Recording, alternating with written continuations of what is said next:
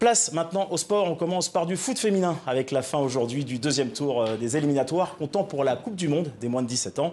Avec Lise-Laure Etia. Bonsoir Lise-Laure. Bonsoir Reza. Pour la suite de ce deuxième tour aller, il y avait aujourd'hui 3 rencontres.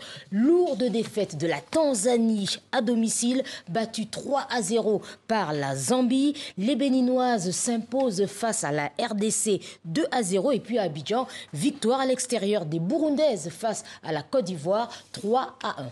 On parle désormais de lutte avec la fin hier au Nigeria du tournoi de la CEDEAO, donc la communauté économique des États d'Afrique de l'Ouest.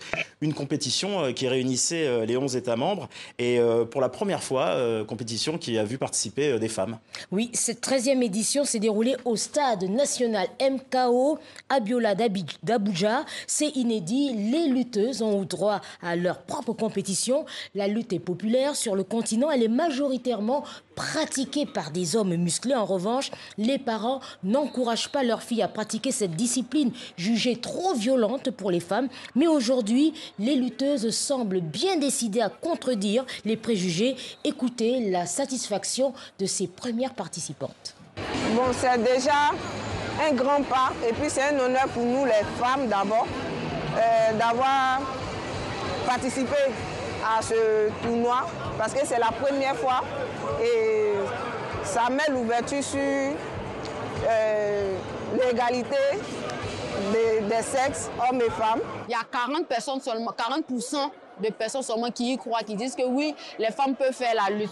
Surtout en Afrique, les hommes se disent non, c'est pas la place des femmes. Les femmes, entre guillemets, c'est la cuisine.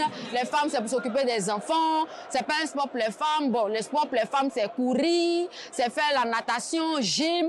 Que ça, c'est un sport pour les hommes. Je vais suivre la lutte féminine. Moi, je suis prêt. On continue avec la lutte, mais cette fois chez les hommes, avec le Sénégal, où depuis de nombreux mois, les combats sont interdits. Oui, une interdiction qui fait suite à un communiqué le 18 février dernier du ministre de l'Intérieur, Jean-Baptiste Tiné. Il faut savoir que la lutte au Sénégal est souvent considérée comme le sport national, mais depuis quelques années, les violences se multiplient et suscitent l'inquiétude. Après le décès d'un jeune homme le mois dernier, le gouvernement a annoncé qu'il n'assurerait plus la sécurité lors des combats, empêchant donc leur tenue. Reportage à Dakar de notre correspondant Clément Bonnereau. Baradiagne a perdu son frère Babacar le soir du 16 février.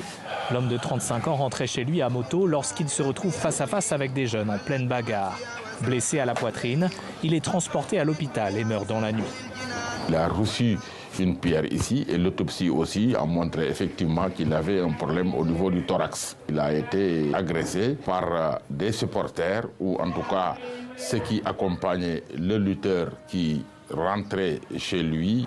L'incident a eu lieu quelques heures après la fin d'un combat entre 2 stars de lutte sénégalaises, Franc et Ama Baldé.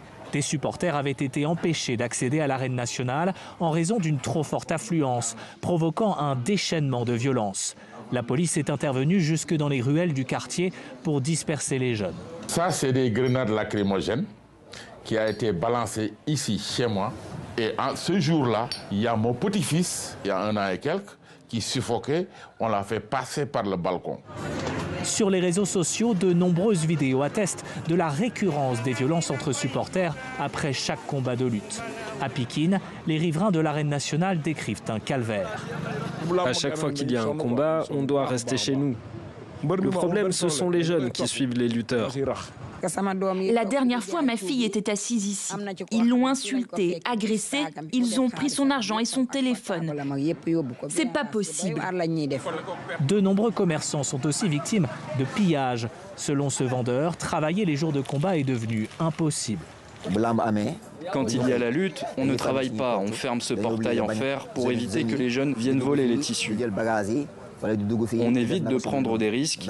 Un jour sans travailler, c'est une grosse perte pour nous.